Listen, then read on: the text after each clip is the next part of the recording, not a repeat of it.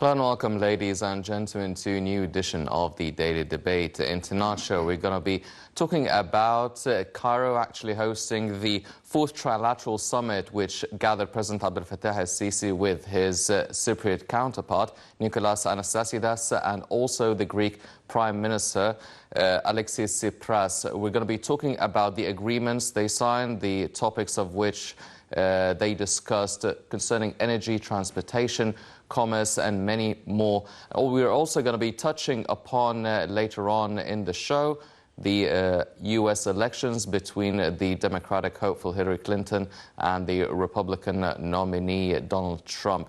And joining us here in the studio to shed more light on this issue is Dr. محمد, الحليم, the political analyst. We're also joined by Mr. Nabil Zeki, the renowned writer and journalist. Gentlemen, thank you very much for joining us this evening. Thank you very much. Nice to meet you. Ladies and gentlemen, before we start our discussion, let's check out this report regarding the fourth trilateral meeting between President al-Sisi, his Greek Cypriot counterpart, and the Greek Prime Minister by Linda Abdulatif, and we'll be right back.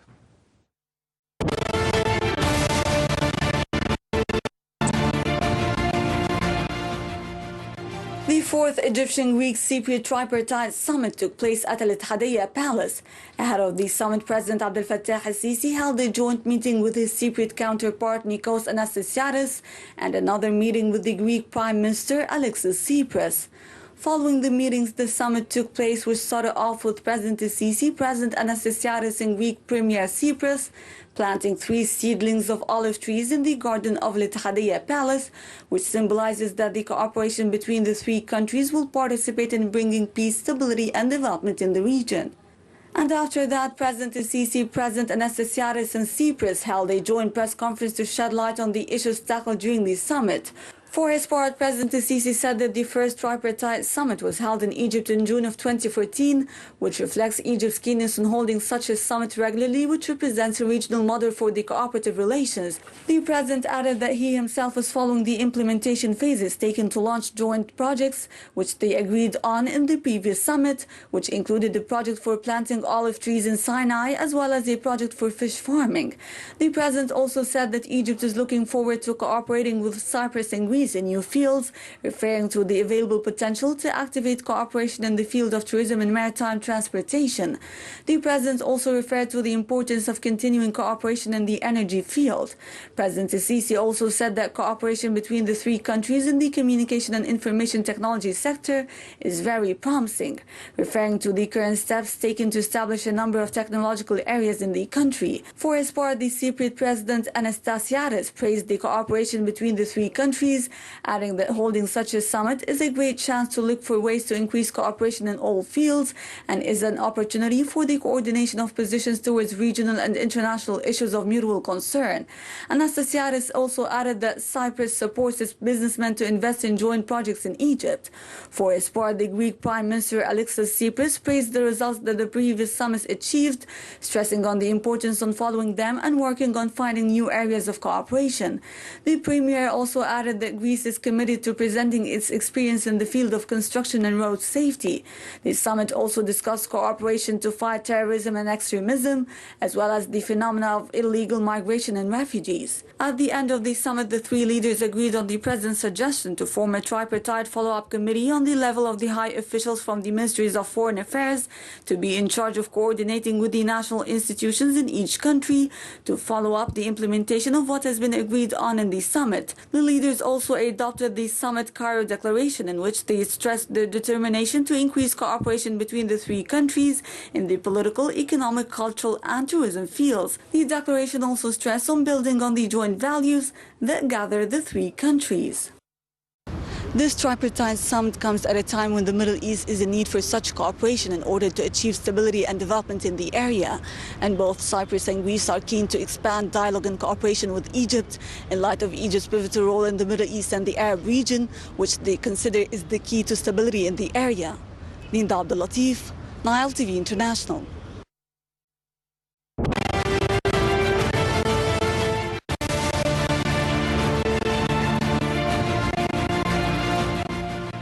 Welcome back, ladies and gentlemen, and kicking off our discussion right away.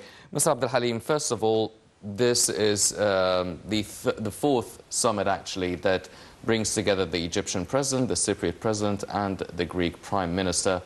What would you say is the main topics that were discussed during this meeting? Why was it so important to have 4 meetings? This is the 4th one since 2014 between the 3 countries. What is so important about strengthening the ties between these 3 countries in specific? Right. Well, to begin with, the 3 countries would seem to be quite very much firmly tied to one another. From geographical point of view, the fact that these 3 countries are very much situated within the same area of a Mediterranean country, being a Mediterranean territory. This is from geographical point of view, but the fact remains that we have got very much important strategic ties connecting each of which to one another, actually. Part and parcel of the strategic schematic concern of all these countries to one another is the part of fighting terrorism and putting an end for all these terrorist acts, particularly during the last 4 or 5 months, actually.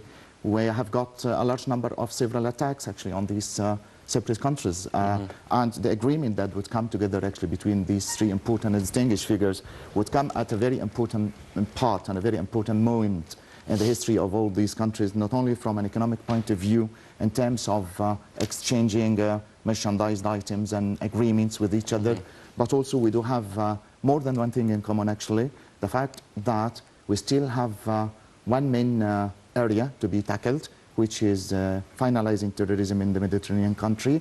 And I think that the summit to be held actually in Egypt would necessitate the great importance of our own land, not only from geographical point of view, but also from strategic point of view as well. We have agreed on reaching to what you might call a consensus of opinion about reaching to new sources of getting energy, of finalizing the terrorist acts in the Middle East, of cooperating with each other also with the view of, as well, putting an end for the illegal immigration, the sort of the thing that would seem to be quite devastating both these 3 countries during the last 2 months. And we have agreed on several agreements actually during this period to try to, what you might call, legislate some regulations and some rules to try to minimize the number of those illegal immigrants, just by way of finding suitable chances for the putting an end for the mass unemployment, finding suitable chances for certain jobs that would abstain all these youngsters and all these people from that life of expatriatism, I would say. Yes, definitely. Yeah. Well, Mr. Zeki, now everyone is expecting Egypt to hold summits and meetings with many countries. I mean, in any international meeting, they always discuss combating terrorism. So that's not a new topic on any agenda between any 2 countries meeting. However, we would not be surprised or concerned if Egypt met up with the Russian leader or the American leader or the Chinese leader, for instance, due to the important political and economic ties that all these other countries, including France and Italy and Germany, these other countries really possess. But when you look at countries such as Greece and Cyprus, Cyprus is relatively a small country, a smaller country. Greece is going through its own economic difficulties for many years now. But Egypt is very keen on strengthening these relationships and these ties, and it's really signing a lot of agreements, whether it be energy or transportation or commerce. So what is the importance of establishing these ties with these countries as opposed to maybe heading to other countries that are obvious political and economic powers? It's not a matter of sight. It's a matter of all the civilizations since hundreds of years before the Christ. And if you go back deep in history, you will discover that, for example, all the Greek gods were named after Egyptian gods. And there are the Greek Isis, for example, the Greek Osir or Osiris, the same thing.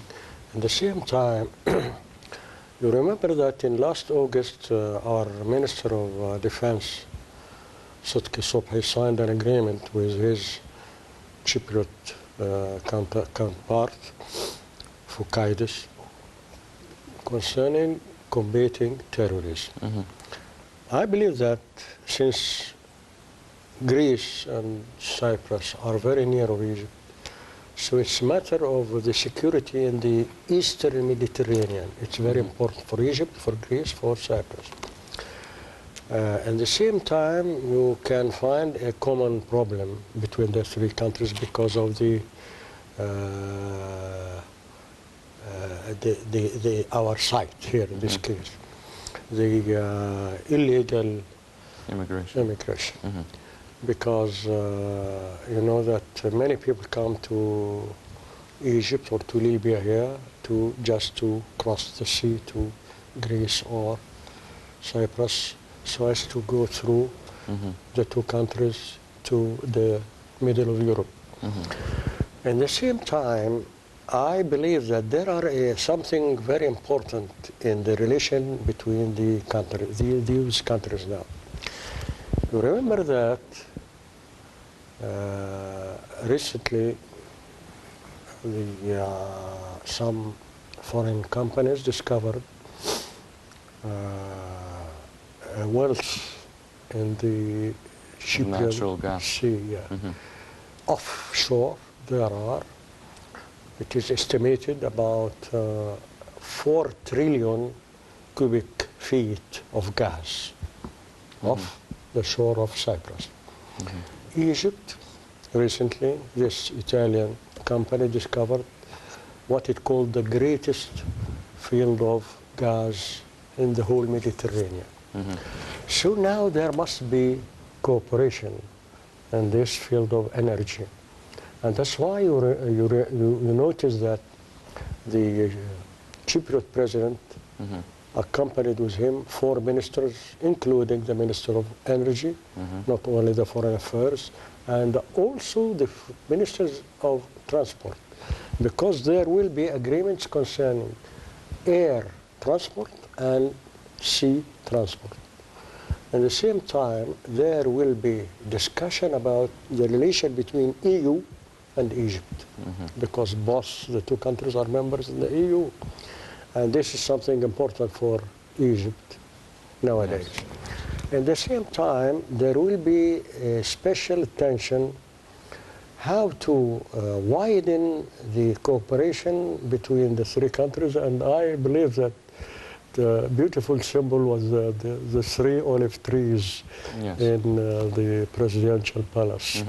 I believe that Egypt are serious, also Greece and Cyprus, to develop the relations so as now we can discover that, as you said, the 4th summit. Now they are making stress upon trilateral discussions and trilateral meetings. It is supposed that this meeting of today, it had to be held last August, but for many reasons it was postponed till now. I believe that all the countries are serious and they are sincere in developing their relations to the utmost. Yes. Well, ladies and gentlemen, talking about developing these relations, let's check out this report regarding some of the agreements and achievements that have taken place today for the 4th summit, and we'll be right back.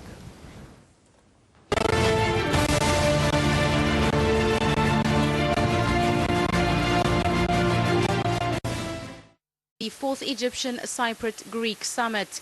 President Abdel Fattah el-Sisi, Cypriot President Nikos Anastasiadis and Greek Prime Minister Alexis Tsipras held talks in the presidential palace before holding a joint press conference. Speaking at the press conference, President el-Sisi said the summit reflects the keenness on deepening cooperation between the three countries. The president said the three leaders discussed a number of issues, including the situation in Syria and Libya, as well as developments in the Palestinian territories. El-Sisi stressed on the importance of ending the suffering of the Syrian people. The president said that the issue of refugees was also covered during the talks. He added that Egypt called for dealing with refugees crisis in a comprehensive approach, not only in a security one, by facilitating legal migrations and visa procedures. For his part, Cyprus President Nikos Anastasiades reiterated that the three-way cooperation is not directed against any party, adding that the three nations face common challenges. Speaking in a press conference, the Greek Prime Minister Alexis Tsipras said that Egypt and Greece seek to cooperate in a number of crucial issues such as stopping illegal migration, tourism and conflicts threatening stability in the region. On the Palestinian issue, Tsipras called for restarting of peace talks with Israelis to reach a comprehensive solution based on establishing a Palestinian state. The summit comes within the framework of the trilateral cooperation amongst the three countries. The summit tackled a range of files including regional security, particularly the fight against terrorism. The gathering also looked into means of putting in action mutual projects agreed in previous summits, mainly in the fields of agriculture, tourism, energy and maritime transport.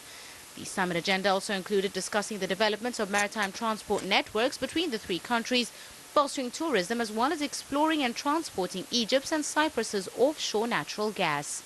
The first trilateral summit was held in Cairo in November 2014, the second in Nicosia in April 2015 and the third in Athens in December of 2015.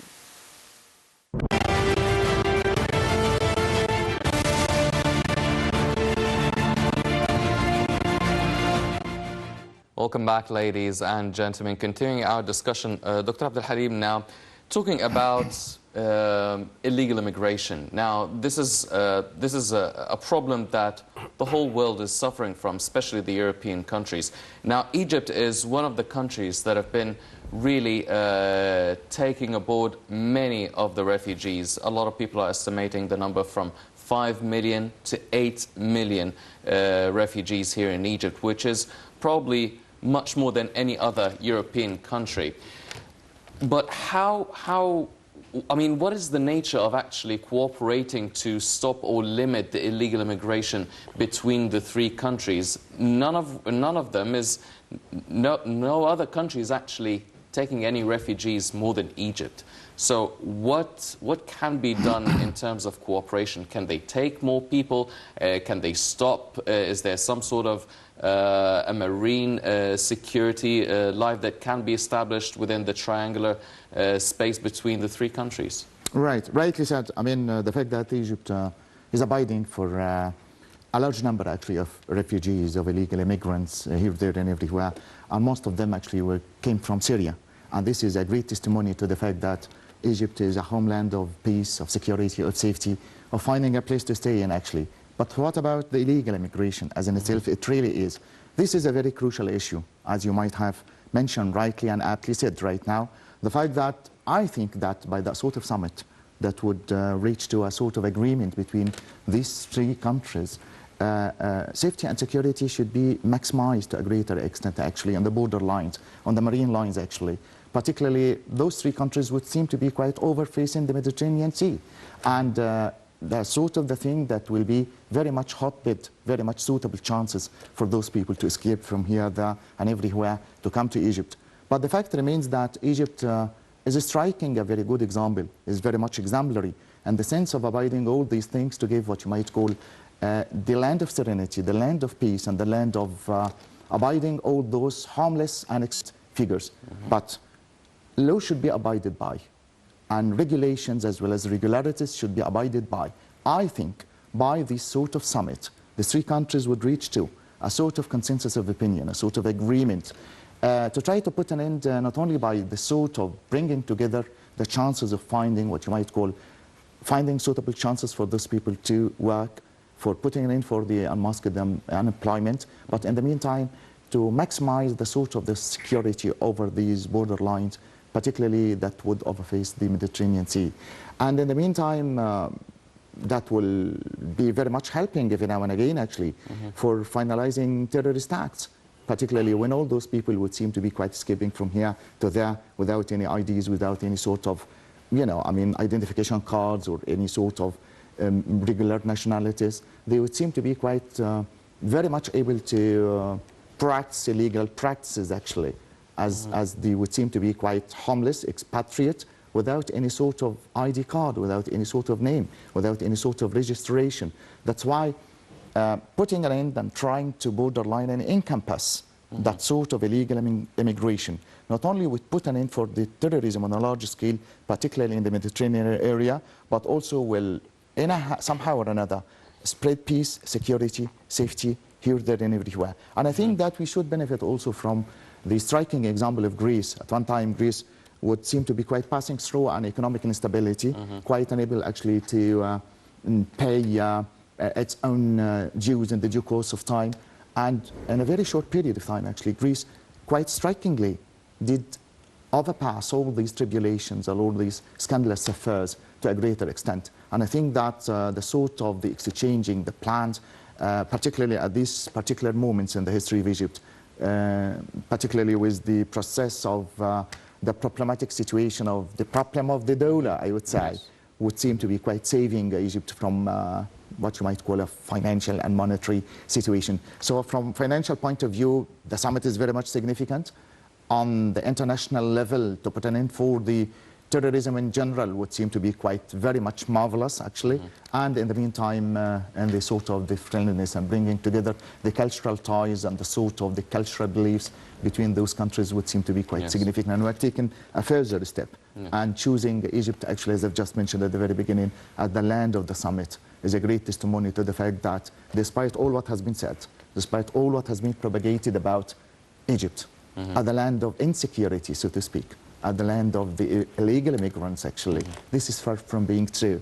We still hold a great testimony to the fact that we do still, as much as it was in Sharm el-Sheikh before, nowadays it is to be in every territory and every piece and inch of the Egyptian land. Yes. Well, Mr. Zaki, you've mentioned, of course, the importance of the findings of the natural gas under the Mediterranean, and it's really within the area of those three countries. Now, trying to figure out some sort of agreements on how to extract it, how to mobilize it, how to make the most out of it, it's definitely good. To a lot of political analysts are saying that not really to allow any sort of other international interference within these reserves.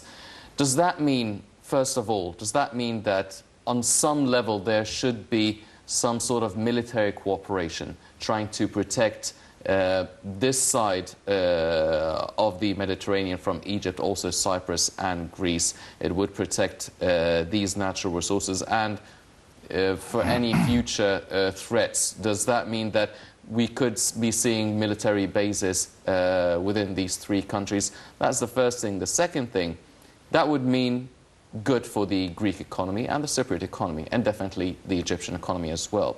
That would be good for both European countries within the European Union. How does the European Union feel about Egypt also making the most out of this, gaining economic powers with those two European countries? First of all, the three countries agreed already to provide the Arab world with gas. They are discussing how to organize it. And from the other side, Greece and Cyprus are making negotiations with some countries. Egypt with other countries, so and so. I expect that production will start in the year 2020. And I believe that from now on, the three countries are paying attention to how to combat terrorism and how to coordinate their fight against terrorism. Because this is the main danger now.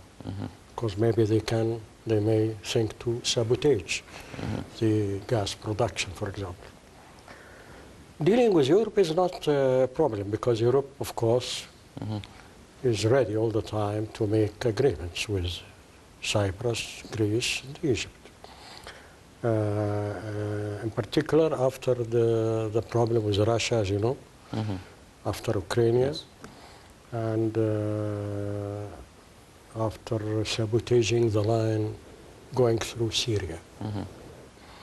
So I believe now the importance of this wealth of gas in the Mediterranean is more important than before. I believe that the leaders, the three leaders, were discussing this matter in particular. That's why I believe that maybe one of the main points in the agenda of talks, energy. And they said it. It's no secret. And that's why there are not bilateral, not only trilateral, bilateral meetings between Egypt, Cyprus, and Egypt, Greece, to discuss all such details. But concerning what you mentioned about immigration, I want to add something. Without eradicating terrorism, without paying attention to economic development in the third world, as we used to say, in Africa and the Middle East, immigration, illegal immigration will continue. So it's no use to make restrictions. It will not help. And now, especially after the voices coming from the UN about the human rights and the right to immigrate from here to there, I believe that is the only solution to get rid of terrorism and to help the poor countries to develop their economies. To eliminate and eradicate the reasons for illegal immigration. Yeah. Dr. Abdul Halim, now a lot of points of view are seeing these meetings as very nice and very fruitful. But what about other countries looking upon it? What about Turkey, for instance? What about Russia? What about countries that have some sort of an up and down relationship with Greece and Cyprus? How are they looking upon these meetings and Egypt strengthening their relationship with both countries, Greece and Cyprus? Right. What seems to be quite not very much fruitful, actually, from the point of view of Turkey. The Turkish side, of course, is frowning on all these economic relations, on all these strategic relationships, I would say, because, I mean, it would act every now and again as a sort of a threatening voice, as a sort of a menace, actually, for the aims and the hidden agenda of Turkey. As we all know that the sort of the triangle of which Turkey is playing a very vital and very crucial role, just by way of putting in for the establishment of the Kurdish state, actually will be very much eliminated, actually, by the sort of the cooperation between Cyprus, between Greece and Egypt. And in the meantime, the fortification of the situation of the Egyptian military forces, actually, particularly during the previous 2 weeks by the advent and arrival of the two Mistrals, actually, adding a sort of a very much loud voice from the point of view of the marine, actually. This is very much important just by way of safeguarding the borderlines, of fortifying the economic situation on the part of Egypt, as much as the political, the strategic, and the military situation. A sort of the thing that, of course, Turkey would seem to be quite frowning on, a sort of thing that Turkey would be quite wholly against, because every now and again, Turkey is trying to normalize the situation with Egypt, but with some ups and some downs, the infrastructure, actually, of the Turkish diplomats, and on top of them, the presidential authority by Recep Tayyip Erdogan, seems to be quite wavering all the time between action and inaction, hesitating every now and again with normalizing his own situation with Egypt from one point of view, and then, all of a sudden, like that, would turn it upside down, actually, declaring all these hostilities and all these hostile declarations, actually. So, I mean, I think we should be very much cautious of the Turkish side, particularly with the sort of the fortification during this sort of summit with these two great distinctive Mediterranean countries that would act every now and again, as I've just said, a sort of a threatening voice for the hidden agenda of Ankara, of Turkey, so to speak. Yeah. Well, ladies and gentlemen, there are not only developments taking place in Egypt within the trilateral meeting with Greece and Cyprus. Also, there's been a lot of ongoing developments for the past few weeks and still ongoing until November 8th in the United States, where the presidential elections will be held. Now, recently, the second debate between the Democratic nominee, Hillary Clinton, and the Republican nominee, Donald Trump, took place a couple of days ago. Let's check out this report, and we'll be right back to find out exactly what happened and what's in store next round.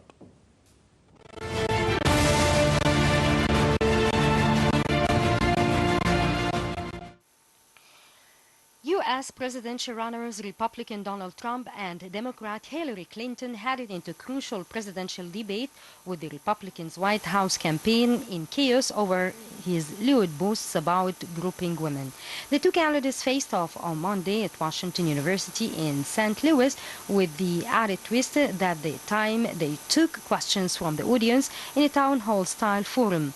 With the U.S. election less than a month away, Republican lawmakers and governors abandoned Trump in droves, despite a rare televised apology by the candidate whose sexually aggressive remarks were caught in a hot mic in 2005. Trump campaign manager Kellyanne Conway and Republican National Committee Chairman Reince Priebus both backed out of scheduled television appearances ahead of the debate in St. Louis during a campaign event for the Democrats in his home of state of Illinois. U.S. President Barack Obama waded into the political crisis, roiling both Trump's campaign and the Republican Party as a whole, saying the man vying to replace him was insecure. Mike Pence, Trump's running mate, suspended his campaign appearance after declaring on Saturday that he cannot defend Trump's remarks. This scandal, just the latest involving his treatment of women, could not come at a worse time for Trump, who has taken a beating in the polls since his sloppy performance in the first presidential debate on September 29th. U.S. national media, meanwhile, have dug up the candidate's past behavior, including agreeing with an interviewer that his daughter was a piece of us. Jennifer Palmieri, Clinton's communications director, said she has a lot of experience. She is very tough. She will be prepared to handle whatever comes. Clinton may have to worry about a WikiLeaks disclosure of excerpts from private speeches she gave to major banks in 2013 and 2014. The New York Times reported that by late Saturday, 36 Republican members of Congress and governors had disavowed Trump's candidacy. Some leading Republicans called on Trump to quit the race, but he vowed he would never step aside, and legal experts said removing him from the top of the ticket would be extremely difficult.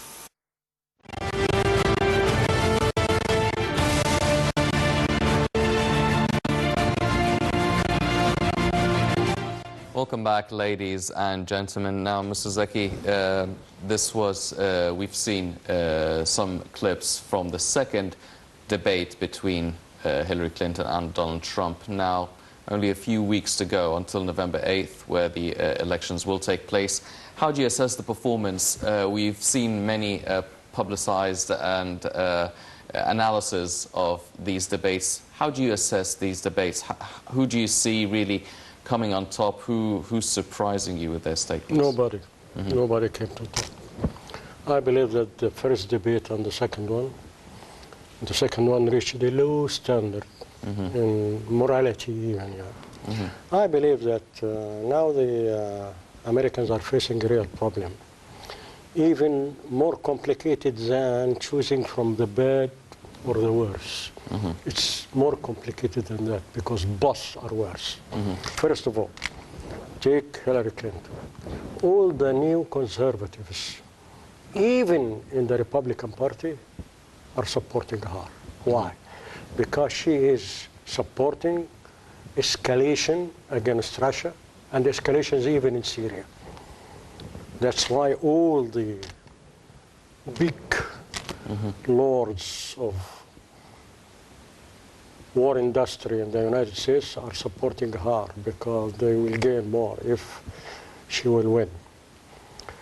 But at the same time, concerning internal affairs, her attitude is better than Trump. Why? Because she's calling for more cuts in the taxes concerning, more taxes upon the billionaires of America. That's the contrary with Trump, who is demanding less taxes, or to cut taxes. But at the same time, you will be perplexed. You will be in a real dilemma, because when you follow Donald Trump, you will find that this rightist man, this incapable man, his attitude concerning Syria is more correct, because he is ready to cooperate with Russia against terrorists in Syria. Imagine that when he said so, the atmosphere of McCarthyism came back to the United States, even by the help of Hillary Clinton. And her staff who accused Trump that he is an agent of the Kremlin. Imagine that Trump is an agent of the Kremlin. So you can conclude from this atmosphere that there is no real free thinking even, because if you say a point of view which is in contrast with those who are advocating escalation here and there, you will be accused that you are an agent to Russia. I believe that the young people in the United States of America are against both Hillary Clinton and Donald Trump. They were supporting Bernie Sanders, and they were shocked when he declared that he supports Hillary Clinton, because many sectors in the United States dislike Hillary Clinton, and they consider her responsible because she voted for the war, the invasion to Iraq, the invasion of Libya, and more military steps in Syria, and more confrontation against Russia, as if she wants the Cold War to come back again. At the same time, of course, Donald Trump is not a person who is convincing to the young people or the young generation in the United States. That's why they are disappointed. Yes. Yeah. Well, Dr. Abdul-Halim, now a lot of people are saying, well, Bernie Sanders probably would have been the better option, but he's not around, and whether they like it or not, the Americans will end up with either Clinton or Trump. Now, a lot of people are saying, well, they're both not that good. However, it could be decisive. It could come to a point where the issue of health becomes the decisive factor, and Trump, even though of his very strong and animated rhetoric, he could actually win because of the health situation of Hillary Clinton.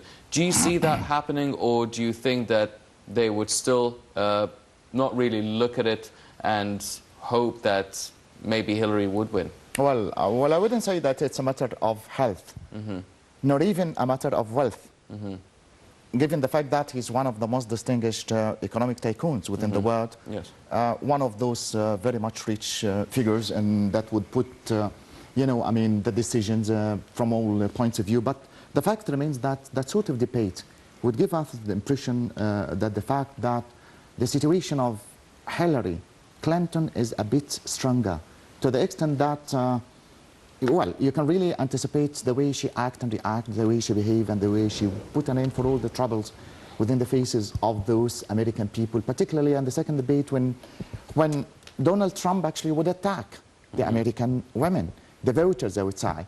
The maximal number of the voters in America are from women, not from men. And this also would seem to be quite a point of weakness from the point of view of Hillary, from the point of view of Donald Trump. But it's not also a point of giving rise to sexual intimacies or sexual scandalous affairs, actually.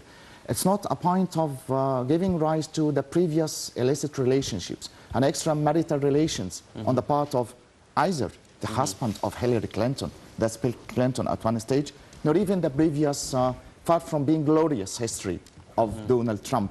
Neither this nor that. I'd like to say, and to insist on saying actually, that the American people are very much materialistic people, actually. All that they will care for is not about the previous history, not the past history, not the cases of being moral or immoral, actually. You still remember, you know, I mean, when Bill Clinton was developing that sort of very much scandalous affair with Monica Lewinsky at one stage of his own, you know, career as the most powerful man within the world, governing the most powerful nation within this world. The only thing that would weaken his own situation is the fact that that sort of scandalous affair, that is the appearance of Monica Lewinsky within the scene. But this is not the whole situation for the American people.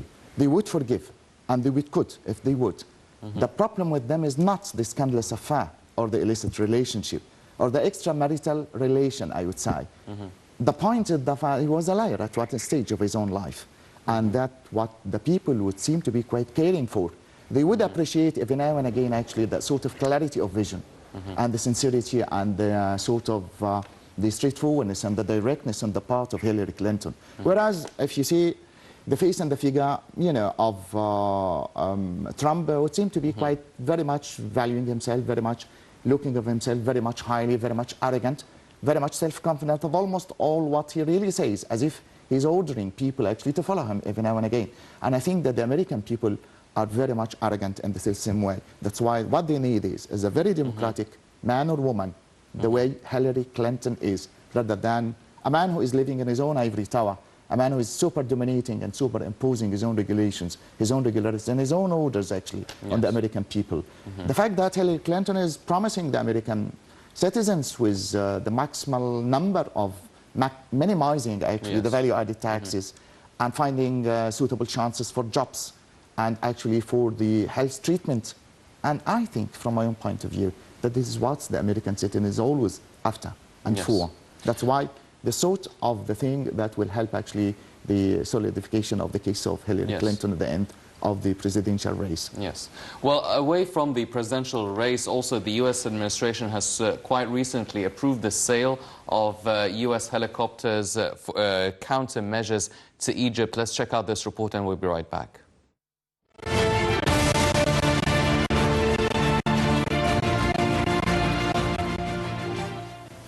The U.S. State Department this week made a determination approving a possible foreign military sale to Egypt for common missile warning system for AH-64E Apache, UH-60 Black Hawk and Chinook helicopters and related equipment, training and support. The estimated cost is $81.4 million. The Defense Security Cooperation Agency delivered the required certification, notifying Congress of this possible sale on October 6, 2016. Egypt has requested a possible sale of the major defense equipment. The request also includes installation, integration, installation mounting kits, countermeasure dispenser, test set, ANALM 294 technical assistance, U.S. government training and contractor training, publications and technical documents, quality assurance and other related elements of logistic and program support. On another front, Egypt sharply criticized the U.S. Embassy in Cairo for advising citizens to avoid large gatherings in Cairo earlier this week. The Foreign Ministry said it expressed dismay to the embassy because such unjustifiable warnings could have negative effects, especially on the economy. It cautioned all embassies in Egypt against releasing unjustified warnings. A Foreign Ministry spokesman conveyed his annoyance at the warning released by the United States Embassy in Cairo to Americans, saying this raises questions over the reasons the statement was released in such a way. The ministry said it contacted the embassy over the warning and that it was told there were no specific reasons or threats behind the move. The ministry quoted the embassy as telling it that the warning was a routine measure taken every time there is a long weekend and thus more crowding in public areas. The U.S. Embassy's measures warned against being in public spaces such as concerts hall, movie theater, museums, shopping malls, and sports venue, citing potential security concerns, but did not specify what they were.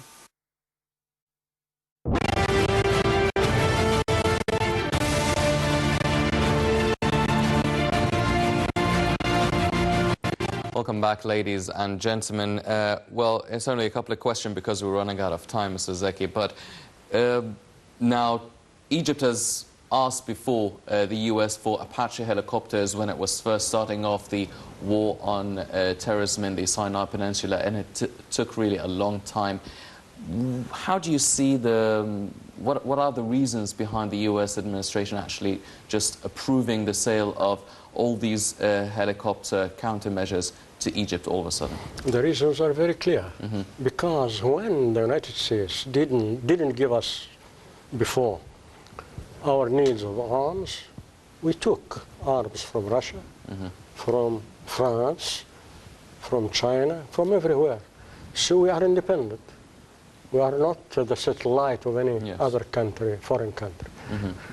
We diversified the sources of arms. And this is a real gain for our foreign policy, Yes. for our independence. That's why the U.S. are sure that if it didn't give us, we can take it from other places, especially or in particular because some other countries around the world, like Russia, developed some arms which are now, you can say, more modernized and more developed Than the ones of the U.S. Yes, that's true. That's the reason. Yes. Well, ladies and gentlemen, definitely a lot of developments taking place around the world, mainly here in Egypt, with the trilateral meeting, the fourth summit between Egypt, Greece and Cyprus. Also, we're going to be following up the developments taking place within the presidential elections of the United States. But unfortunately, that's all the time we have for this edition of the Daily Debate. Before we go, I'd like to thank our very distinguished guest, Mr. Nabil Zaki, the renowned writer and journalist. I'd also like to thank Dr. محمد الحليم, the political analyst. Gentlemen, thank you very much for joining me. Thank you very much, sir. Thank you. Ladies and gentlemen, please stay tuned for more coming up on Qanat International. I'm Hani Saif. Thank you for joining us.